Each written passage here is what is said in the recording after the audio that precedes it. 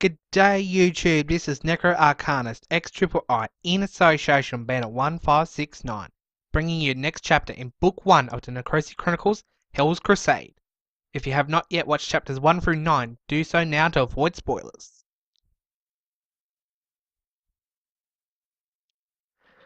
Previously on Hell's Crusade, the Necros march into the school, and after John gives Adele a pep talk on how to stay focused in the heat of battle, she decides to divert the attention of some elite soldiers by herself, causing most of the group to chase her down as John, Luke and Sabbath go to interrogate the warden, who was nowhere to be seen.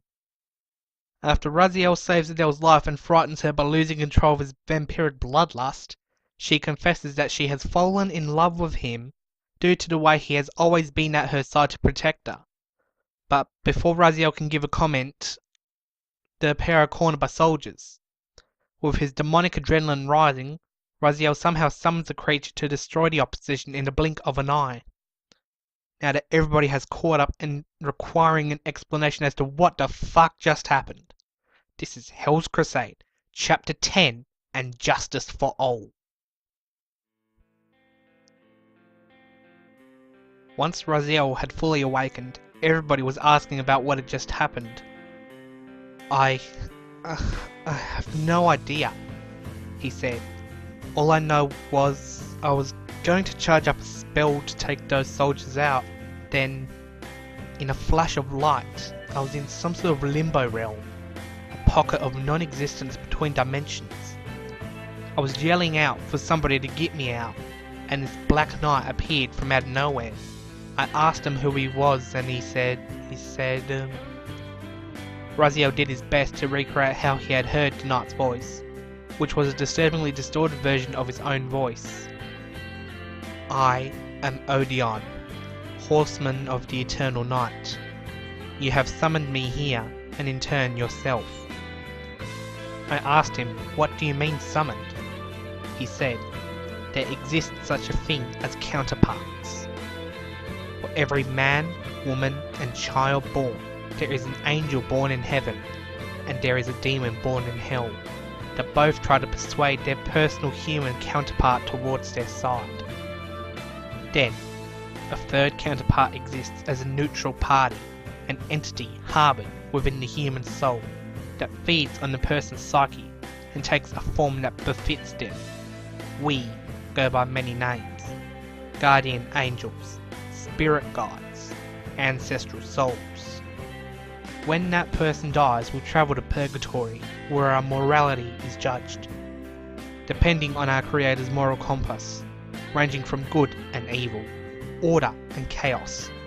We are either sent to heaven or hell, and the soul is infused into our waiting counterpart, giving us a chance to participate in the war of end days. So basically, Odeon was a spirit entity that lives inside my soul, and the only question I had left was, why were the two of us wherever we were? And he said, because whenever a person's will and emotions are strong enough, they can summon their spirits to aid them in battle. In ages past, we were given names such as Espers, Eidolons, Guardian Forces, Aeons, and Avatars. Summoning is a forbidden art, as the powers of the entity are great in power, as you shall see when we become one to slay those who dare stand against you. Become one, I asked. Yes.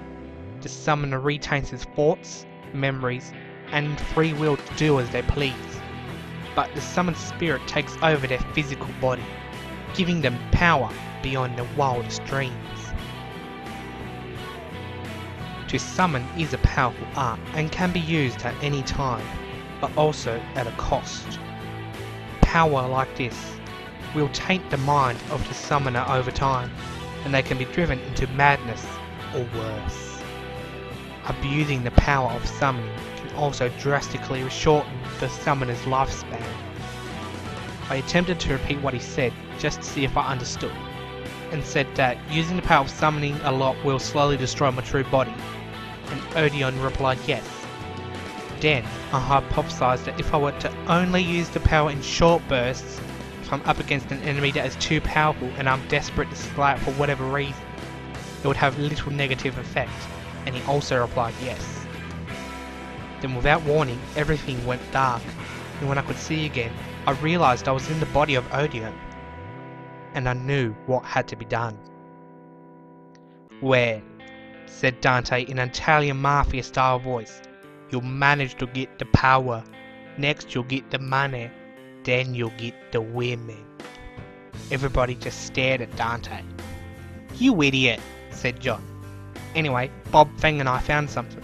Now that we've regrouped, let's go." Everybody started to head back inside, and Raziel pulled his scarf back up and went to follow, but Adele stopped him.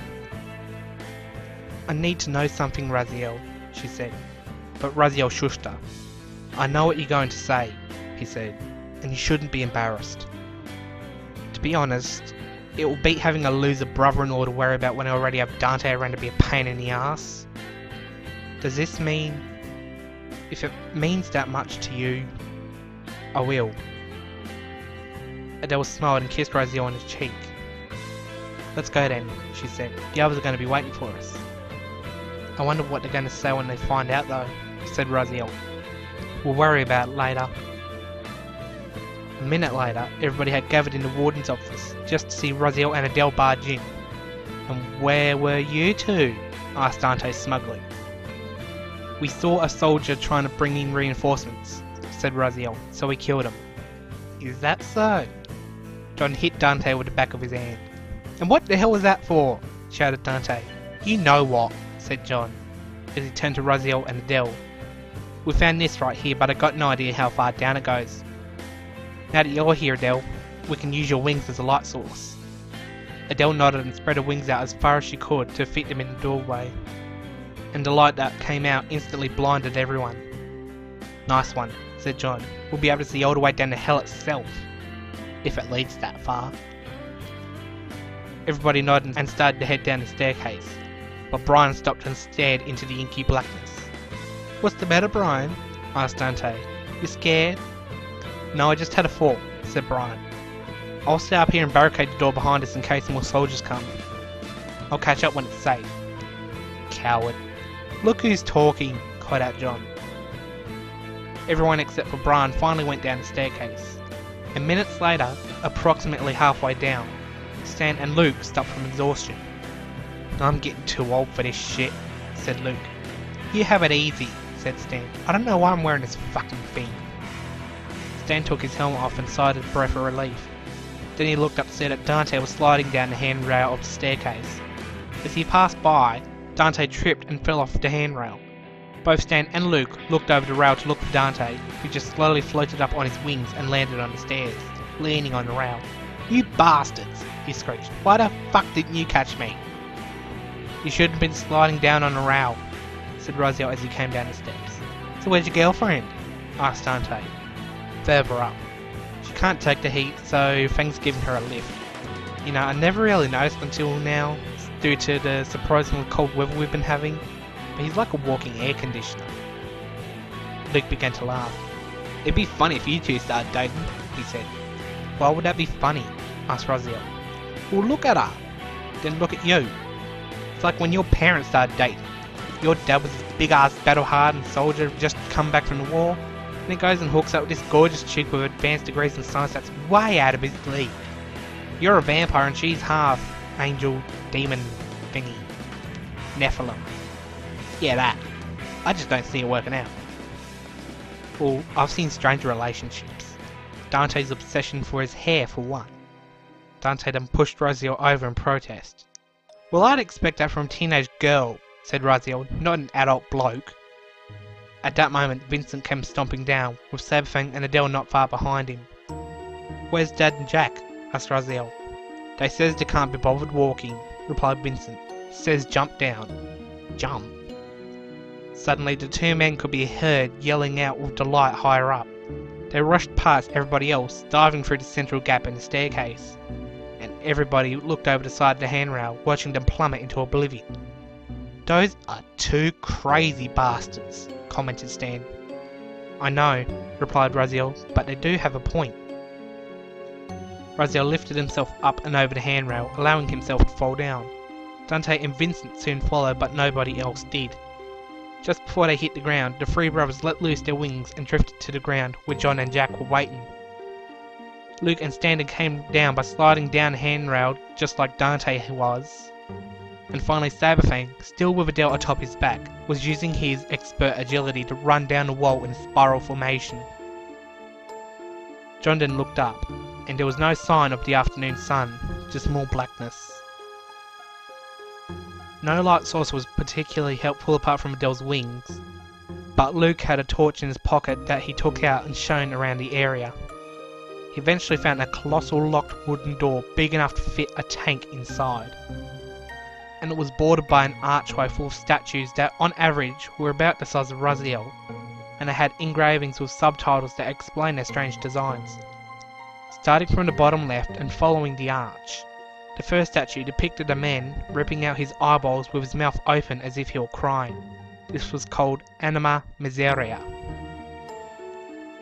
Just above that was a statue of a man ripping out a woman's heart as she cried. This was called Pride of Lust. The next statue was of a skull that was devouring children. This was called Innocence's End.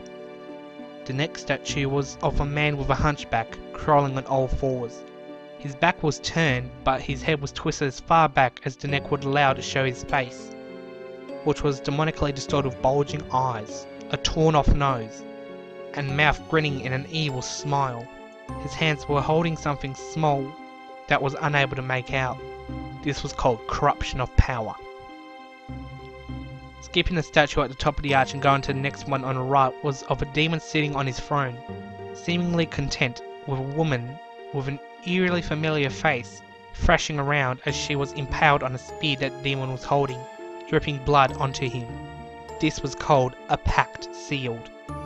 Going down, the next statue was that of a naked woman standing with her back turned to a mirror, and a fearful gaze could be seen in her eyes, and both of her hands were crossed over her heart as the demon in the mirror was reaching out in an attempt to drag her in. This was called the devil inside. The next statue was of a grotesque monster that was like a human, but with 4 legs. Its chest was a mass of screaming faces, and its head and stomach both had giant mouths that opened sideways, mourning over a dead man. This was called Evolution of Wrath. The next statue was of a dragon that lay dying at the hands of an angelic goddess, and this was called Full Circle. The next statue was of a priest praying, and demonic wings sprouted off his back as the man smiled evilly. This was called the Princess's Advocate. Finally, the topmost statue was massive, and was more a mural than anything else, depicting a cataclysmic disaster. It was captioned with the phrase, Ad ruinam regna deus. And everybody's eyes turned to Raziel, who began translating it. It's a Latin phrase, I know that much, he said. Some time passed, and eventually Raziel began to act intrigued. With the best possible translation, the script says, Ruination to the kingdoms of God. Eerie, commented Stan. I don't like the sound of that. Furthermore, I don't know what's on the other side of this fucking door. John tapped on the metal bracing with his scythe. We're just gonna have to find out, he said, then we can put an end to this bloody place, but we need a way to open that door.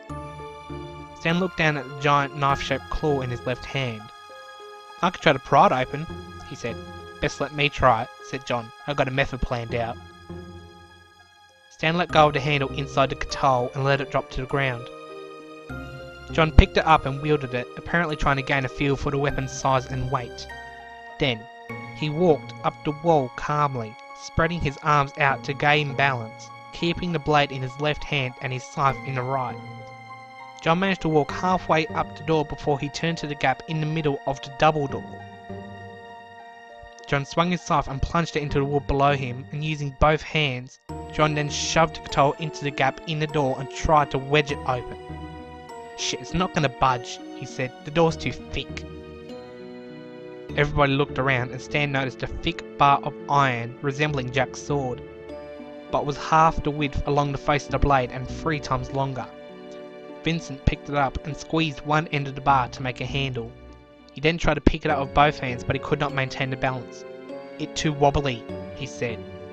Stan walked over and grabbed the blade off of Vincent, and then proceeded to drag the bar along the floor, and the sparks of the iron scraping across the concrete floor ignited the ground like candlelight. "What are you doing?" asked Dante. "I don't know," replied Stan, "but this feels right." John grabbed a katol and his scythe and leapt off the door to make way for Stan. "Well, we could try my sword first," said Jack. Stan stopped walking towards the door. "Alright," he said. "But if that doesn't work, we're gonna chop this fucker down with this thing if it fails." Jack turned around and aimed his sword at the gap, shoving it in. At first it would not fit due to its thickness, but after enough struggling, Jack managed to wedge the blade in. Vincent took over and carefully used the sword as a lever, opening the door. Once it was open enough, Vincent wedged his arm in through the gap and ripped the door open. Lifting his leg up, he pinned the door open, preventing it from closing. Stan tossed the iron bar aside as the smoky haze poured out of the room inside. John carefully took notice that while the outside edge of the door was wooden, the inside half was similar in material and texture to that of Stan's helmet. Thick iron barding bolted into place, and slightly thinner metal plating that was dented to make a crisscross pattern. The smoke was becoming thicker by the second, and it caused everybody to choke. Adele lowered the veil over her face to protect her eyes, while Raziel pulled his scarf up higher. Dante then wrapped his hair around his face like his brother's scarf, but it had almost no effect. John breathed deeply, with his eyes watering with intense pain. "This is not smoke," he claimed. "It's ash. Something inside here is burning." Once everybody was inside, Vincent let the door shut itself, with everybody trapped inside. An eerie, raspy, and unintelligent whisper echoed throughout the room. John then passed Stan his katol, with the latter slipping it onto his arm to prepare for whatever hid in the haze. Suddenly, the door burst into flames, preventing the Necros from escaping.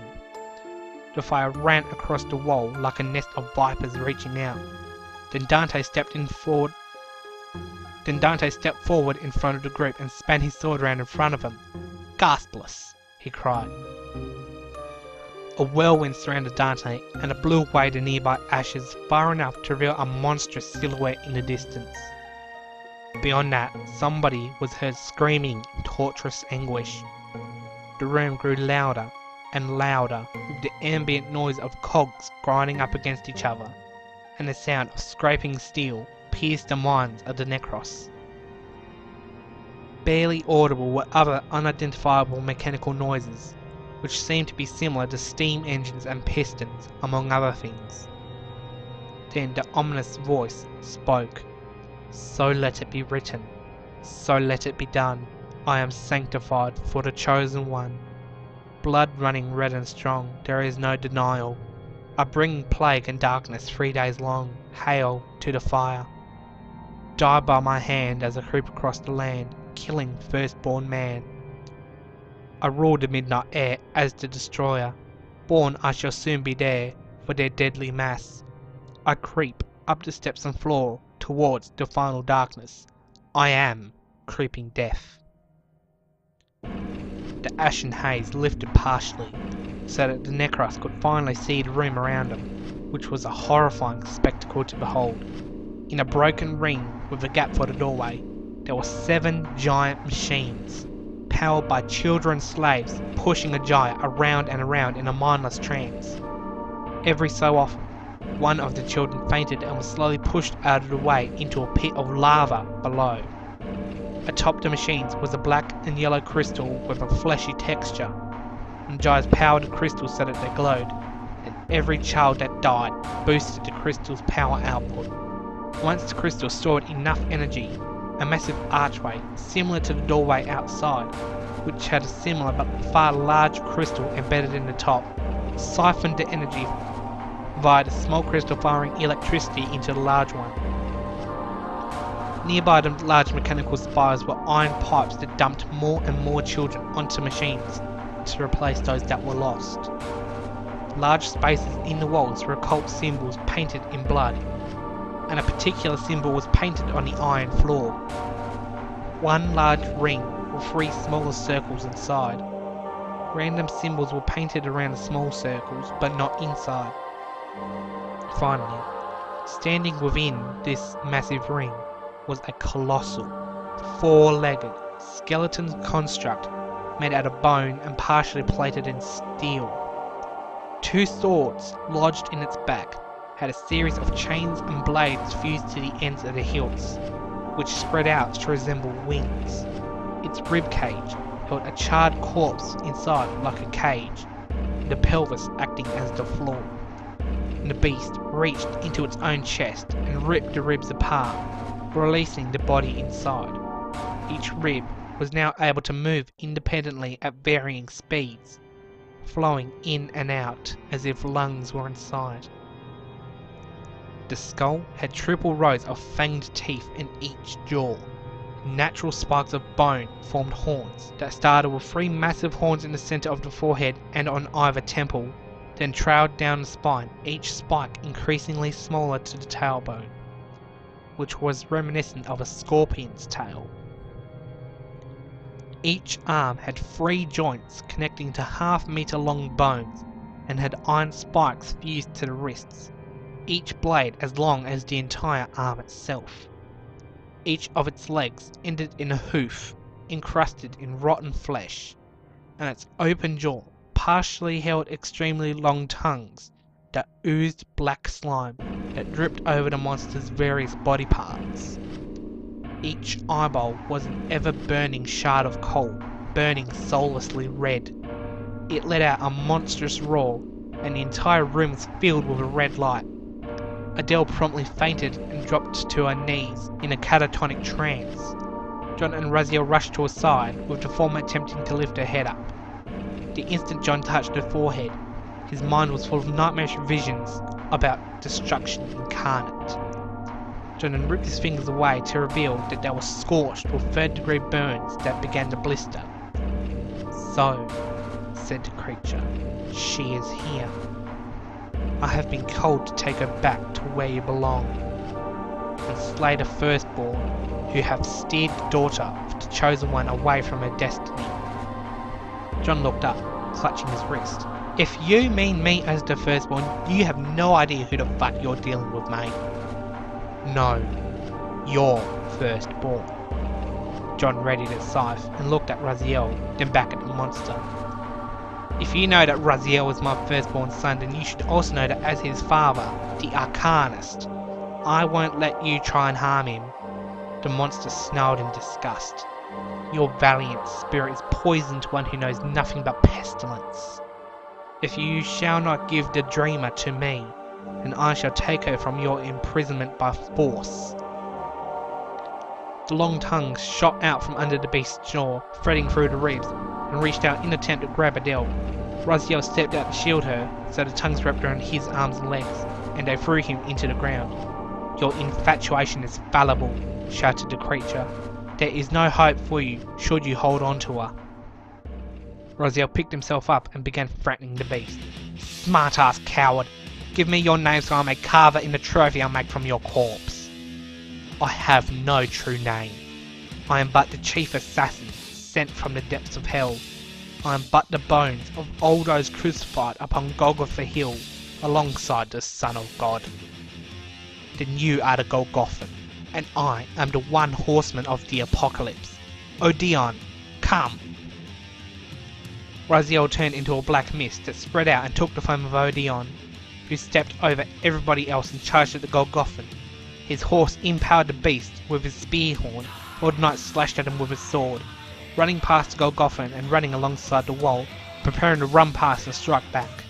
However, the Golgothan was waiting for this, and swung his scorpion tail into the horse's legs, crippling it. Odeon crashed into the ground and faded back to Raziel, who struggled to get back to his feet. And everybody else rushed to his aid, striking at the Golgothan with their weapons and magic. Stanton jumped at the beast, landing on the pelvis and proceeding to rapidly stab at the base of the skull. However, the ribs closed in on him, and the bladed wings curled around, proceeding to shred the skin from his back. The whirlwind of blades made it difficult for anybody to get close enough to attempt to free Stan, so all they could do was watch in horror as Stan screamed. Eventually, he thrashed about so much that he burst out of the ribcage and fell out, his back a mutilated mess. The Golgothan thrust his swords out in an attempt to finish him off, but then the blood pouring out of Stan's back rose up and stood as if it was solid. forming an interconnected mesh on either side of the spine. They then folded over Stan's back and blocked the incoming attack.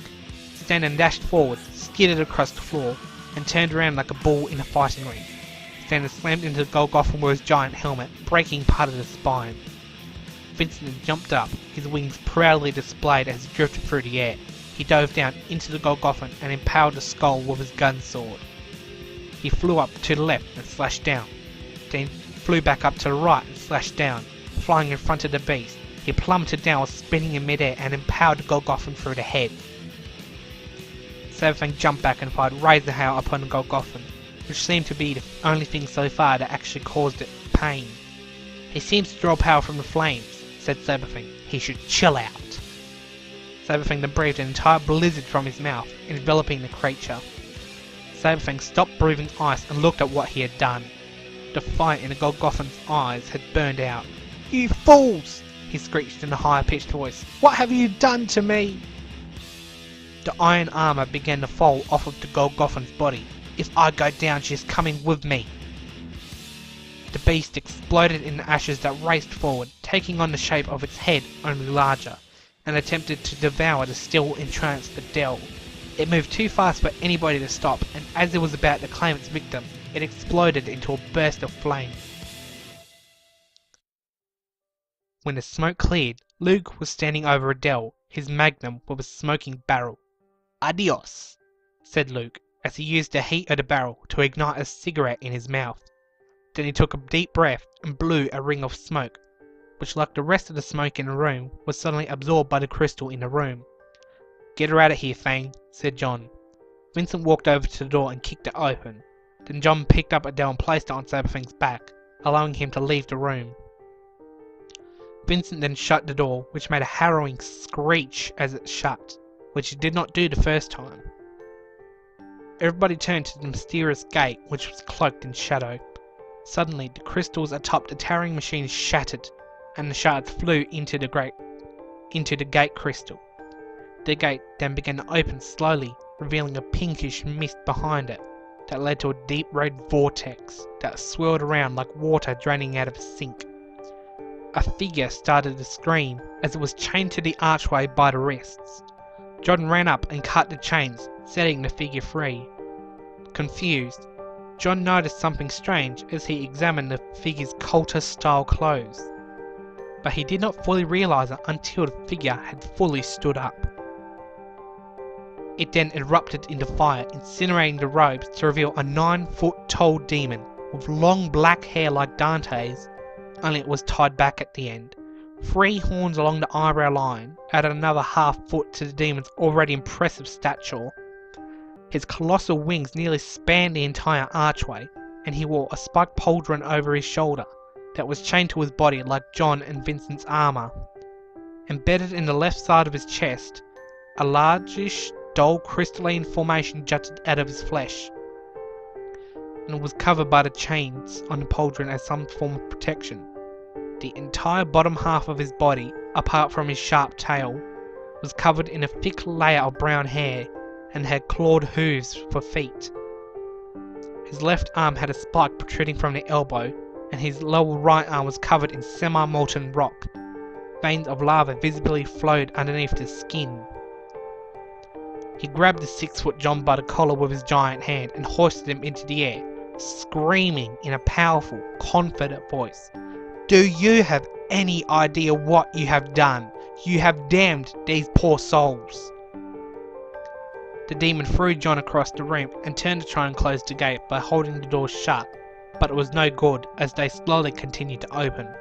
The Necros were ready to attack, but John ordered them to wait. "Let's hear him out." John walked up to the demon and grabbed him by the shoulder, forcing him to turn around. "What are you doing here?" he asked. "I am trying to protect these children," said the demon, "as repentance for my failure." The demon turned around and tried to close the gate again, but he still failed.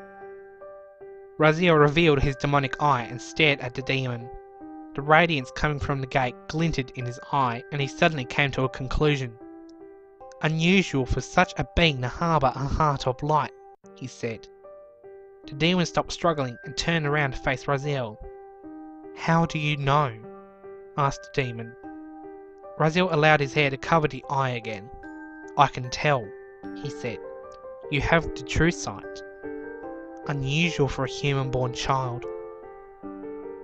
I am not human. My body is dead, but my heart still beats. Who are you? The demon sighed and crouched on the ground. I used to be the Archangel of Justice, but my soul was taken captive in a fierce battle with the demons, and I was reborn in the body of an Antichrist. You mean the Antichrist? No, there are many of us. Some not even male. The direct sons and daughters of Lucifer are raised for one thing, to slay God's only begotten Son. But I still bore my divine soul, and I was able to escape the corruption of my pseudo-siblings. Many thousands of years later, I received word that yet another child was born, and he was to be the one. The one. Yes, the one. The one to lead us in the battle to slay Christ. But I have not received his name. As a deserter, it was forbidden knowledge for me to know the name of my replacement. It was not soon after that I heard of my older sister bearing Nephilim children with one of my old comrades taken hostage. I had hoped to take him and his children to safety, but I eventually found his grave. Soon after, I heard there was an infernal gate, which shall be used to send a flood of demons, led by my younger brother, towards the earth to draw out Christ for the second advent and slay him. What could I do? I used all my strength to chain myself to this gate to prevent it from opening. I have failed those I even remotely cared for, so I'm not going to fail the children when they are pushing themselves to the depths. Every life drowned in the lake of fire is a scar on my soul, and I can no longer bear the pain. Your story of the Nephilim rings familiar, said John. We've sheltered a Nephilim girl in this town after a demon mother tried to sacrifice her and her sister and killed her angel father. She might be your niece. The demon stood up straight and held his arm out in greeting. Then you shall gain my alliance, he said. I am Spiran Helyan, Archdemon of the Flame. John held his arm out and shook the demon's hand. A discharge of red lightning shot out and harmlessly electrocuted Spiran, causing the ruby embedded in his chest to glow a vivid scarlet. The Necros each made their introductions and they set out for the door. Hold on, said Raziel to the demon Spiran. What about your quest? The children? Asked the demon. They are doomed either way. However, this gate still causes me a concern. The material of the archway holds the gate intact and there is no way to close it. John scratched his chin and growled in thought. That gem seems to power the gate, he said, but it's a bit high up for us to reach. No sweat, said Luke as he jumped up and tried to strike the crystal with his axe. In self-defense, the crystal shocked Luke with lightning that sent him crashing to the floor, gasping for air. Stan turned for the door and he tried to open it, but it would not budge. It's stuck, he yelled. Vincent then looked down at the floor. Metal bar stuck in door, he said. Vincent walked over and reached down, pulling the iron bar out of the bottom of the door. Once it was free, the door was able to open again. We could throw this at Crystal, but it's wobbly, he said. Why don't you bend it, Vincent, said John. Notice how one side is long and one side is short. Bend the short side as far as you can. Vincent nodded and he bent the normal side of the bar into another handle. Then he held the bar up on his shoulders with the edge instead of the face against the back of his neck. Cringing with all his might, Vincent slowly bent the bar until it had a large curve in it. It's hard bending that side, said Vincent. I should try the other way. Nah, it's alright, boy, said John. Just pass it here, mate. Vincent nodded and tossed the bent bar to John. It pays off to have an aborigine on hand, eh? He said as he aimed the bar up high and threw it like a boomerang. The bar smashed into the archway, shattering it and knocking the crystal off. The crystal then shattered at Raziel's feet, at which point he collected up as much of the fragments as he could and placed them in his jacket pockets. Just a little bit of loot, he said. Now the demons can't come through. Everybody then left through the door. Spiran was the last one out, and as he went to close the door, he looked back at the children, who were still working despite the fact they now had nothing to work for, before he slammed the door shut. He promised, justice shall return.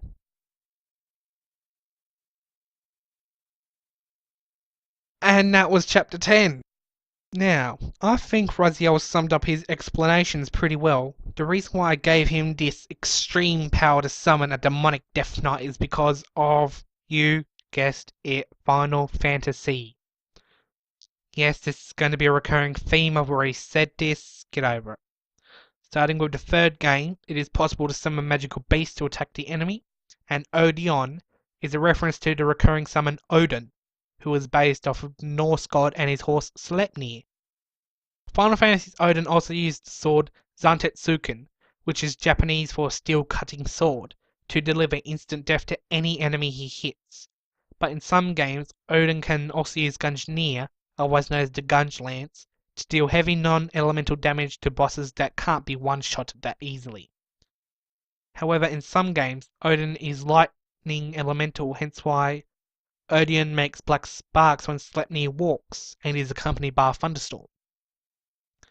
The reason why Raziel mentioned that using a summon can reduce the summoner's lifespan if abused relates to Final Fantasy XIII for the same reason, and to a lesser extent, Final Fantasy VIII, because using summons or guardian forces for a long time can actually cause amnesia. Also, the fact Raziel suggested only calling a summon in short bursts is due to the fact that, until Final Fantasy X, summons were only called out to perform their attack. It was after number 10 that summons could be kept out for longer, and instead must charge up their power by fighting in order to let loose their ultimate ability, which in Odeon's case, as I hinted in the previous chapter, is called Oblivion, the name of Final Fantasy X's Anima's ultimate attack. Now moving on, I know some Twilight fangirls are still going on about Raziel and Adele, but to make a good point, in almost every Final Fantasy game, two main characters are romantically involved. Although a few games such as 4 and 7 have more advanced relationship links, but that's not the point. As I said, I based Hell's Crusade off of Final Fantasy, and as a kid I happened to like vampires, so sue me, don't blame me, blame Twilight. If the writer of Twilight, Osama bin Laden and Hitler were in the same room and I had 2 bullets, I'd shoot the writer of Twilight twice before pistol whipping bin Laden and Hitler in the face. Homicidal thoughts aside.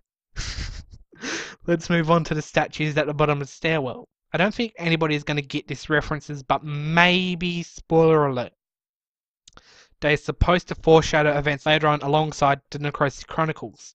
Some of these are even going to be relevant even in the 4th book, which when I begin recording that in like 2019 or whatever, but I actually wrote the 1st book 3 years ago, and I've only just decided to begin narrating this.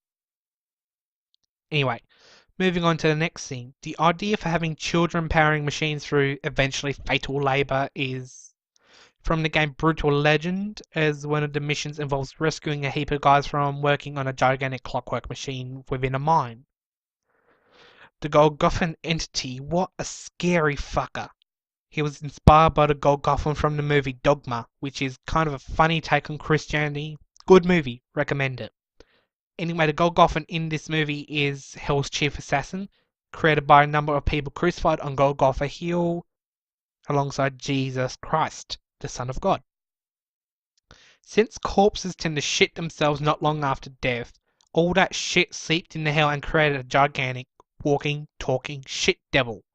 However, because Hell's Crusade is not really comedic, sure there are a fair few funny parts, but that's just to ease the tension, I just changed the Golgothan from the shit of corpses to the actual corpses themselves, which would make a bit more sense. I mean, think about it. A giant shit demon would either dissolve in the rain, get eaten by mold or insects, or in a place such as my Golgothan's infernal home, it would just simply bake and petrify into a shit statue. Yeah. On just a little side note, the chanting the Golgothan makes about Raziel and Adele and his purposes are slightly edited lyrics of Metallica's Creeping Death, which plays during the battle with him. I thought it'd be interesting because both the Golgothan and Creeping Death are biblical references. And I'm not entirely sure about this, but I read somewhere that when the band wrote the song, they were inspired to write the song after watching a Bible movie about the Passover. And one of the band members stated, and I quote, "Whoa, it's like creeping death." And as such, the song is about Passover. Finally, we get to the end of the line. The character of Spiran, the fallen archangel turned Antichrist. His character is an original concept, although I designed him to be Satan-like in appearance as one would expect. However, the title of the chapter, And Justice for All, is an album by Metallica, and somewhere along the line I hope to use a song of the same name from the same album as Spiran's unofficial theme song. I actually plan to have a system where all major characters have a theme song, so that's why in Chapter 7, Man Without Fear plays in Vincent's Story of Gilgamesh, but in the meantime I've actually found a much better song for him, so I digress. I think that's everything to mention. So, apart from Creeping Death, music credits are Promise from Silent Hill 2, which is actually the original, better version of the song, which is a heavier rock arrangement rather than a sad piano piece at the end of Chapter 6. I only just learned of this, and this sounds so much better, at least to me. Anyway, and it plays during the intro when Raziel explains the true nature of Odeon. In the basement, the tune shifts to Devil's Ambition from Final Fantasy IX, which was during the scene last chapter where Saberfang explained werewolf culture to John and Luke. During the Golgothan's monologue, the song Clockwork Little Happiness from Silent Hill 3 plays. And after the battle where Spiran is introduced, the tune shifts to the piano version of Promise. Anyway, next time on Hell's Crusade, the Necros return to the surface to find that something has happened while they were underground. A total mystery ensues to discover the cause, and during investigation, a larger conspiracy begins to take root as Raziel locates somebody of great importance. This is Necroarchanist XIII in association with Bandit 1569 signing off. Stay classy, YouTube.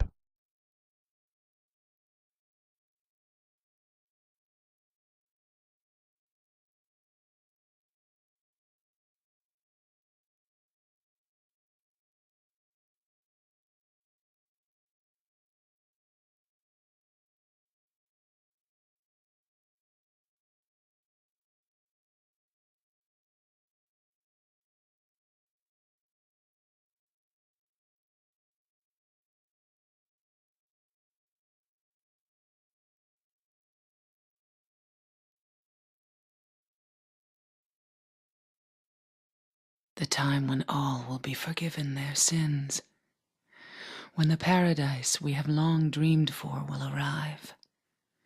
After the judgment and atonement, an eternity of bliss. Oh, Alessa, the world you wanted is nearly here. I wish only for the salvation of mankind. But for that to happen, the world must first be remade.